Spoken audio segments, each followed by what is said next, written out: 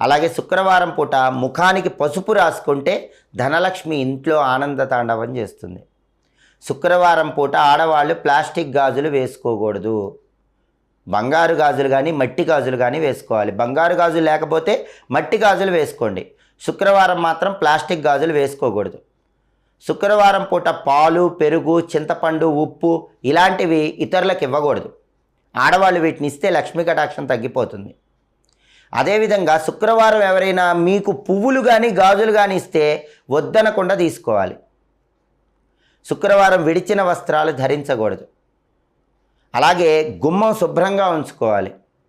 శుక్రవారం ఆడవాళ్ళు ఏడవకూడదు. శుక్రవారం ఏ ఇంట్లో ఆడవాళ్ళు ఏడుస్తారో ఆ ఇంట్లోంచి వెంటనే లక్ష్మీదేవి బయటికి వెళ్ళిపోతుంది.